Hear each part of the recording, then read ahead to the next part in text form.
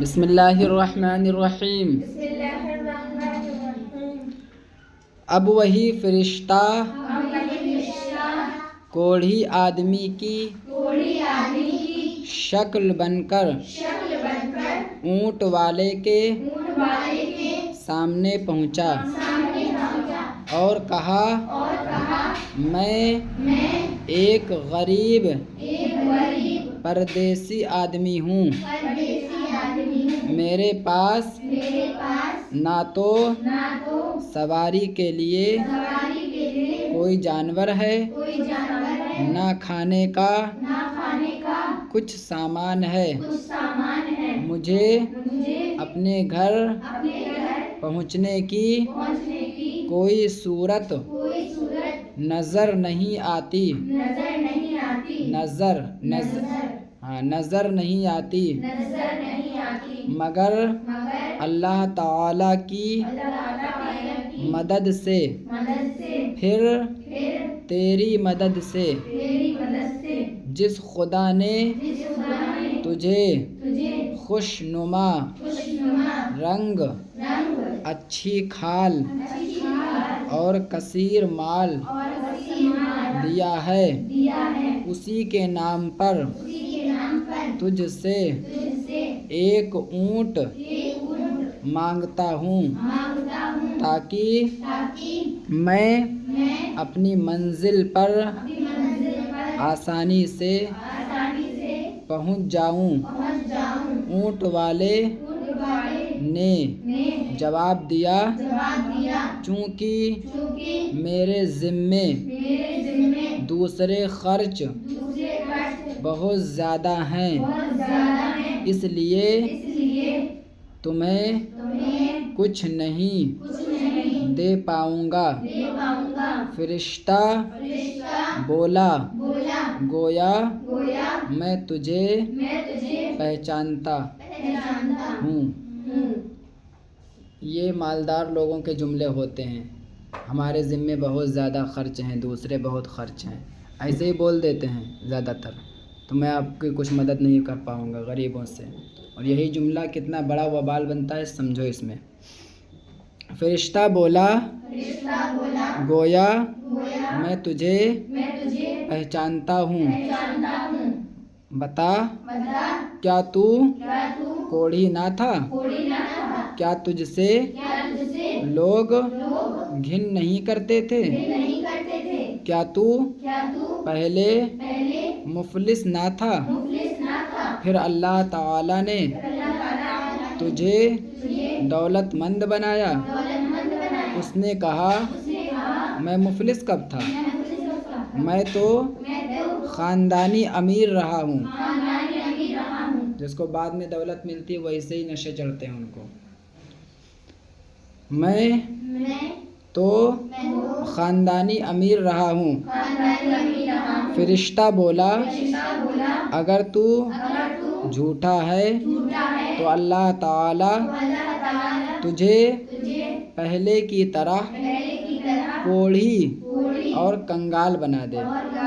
پھر فرشتہ وہاں سے چلا اور گنجے کی شکل بن کر گائے والے کے یہاں پہنچا، اس سے اپنی پریشانی بیان کر کے ایک گائے طلب کی۔ اس نے گائے دینے سے انکار کیا اور وہی جواب دیا جو کوڑھی نے دیا تھا۔ فرشتے نے کہا، اگر تو جھوٹا ہے تو اللہ تعالیٰ تجھے پہلے ہی کی جیسا بنا دے، پہلے ہی جیسا بنا دے جیسے پہلے تھا۔ پھر وہ فرشتہ اندھا بن کر تیسرے آدمی کے یہاں پہنچا اور بولا، میں مصیبت کا مارا ایک پردیسی آدمی، میں اپنے دیس جانا چاہتا ہوں. یہاں پہ ہوں کٹا ہوا ہے شاید کہ مصیبت کا مارا ایک پردیسی آدمی ہوں. ہاں مصیبت کا مارا ایک پردیسی آدمی ہوں. میں اپنے دیس جانا چاہتا ہوں. میرے پاس نہ تو کوئی سواری ہے نہ کھانے پینے کا سامان ہے. بس اللہ تعالیٰ کا کرم پھر تیری مدد ہو جائے تو پہنچنا آسان ہے. جس خدائے پاک نے تجھے دوبارہ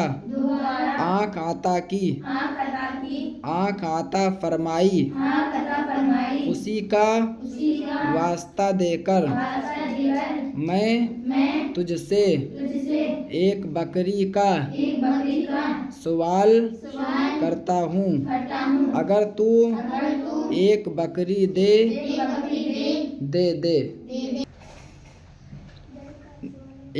دے دے تو میں آسانی سے اپنے گھر پہنچ جاؤں گا. اس نے کہا بے شک میں اندھا تھا. اللہ تعالیٰ نے اپنے فضل سے مجھے آنکھیں دی. اے مسافر تو مجھ سے صرف ایک بکری مانگ رہا ہے. ارے اللہ تعالیٰ کے نام پر میرا سارا مال قربان ہے. تو جتنا چاہے لے لے. میری طرف سے کچھ بھی روک نہیں. فرشتے نے کہا تو اپنا مال اپنے قبضے میں رکھ. تیرا اور گنجے اور کوڑھی کا اللہ تعالیٰ کی طرف سے امتحان تھا. وہ دونوں امتحان میں فیل ہیں اور تو کامیاب ہے. تیرے لیے اللہ تعالیٰ کی رضا ہے اور ان دونوں سے خدائے پاک ناراض ہے. پیارے بچوں، جو شخص نعمت پا کر اللہ تعالیٰ کو بھول جائے اس کا انجام بہت برا ہے. دیکھو اللہ تعالیٰ نے کوڑھی اور گنجے کو مال عطا فرمایا اور ان کے بدن کا گھناؤنا مرض دور کر کے انہیں تندرستی دی.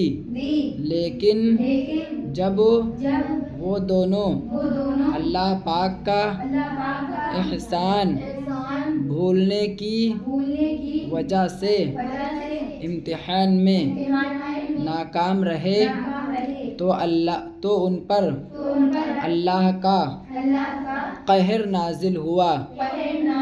وہ پھر پہلے کی طرح کوڑھی اور گنجے ہو گئے اور ان کا مال بھی برباد ہو گیا.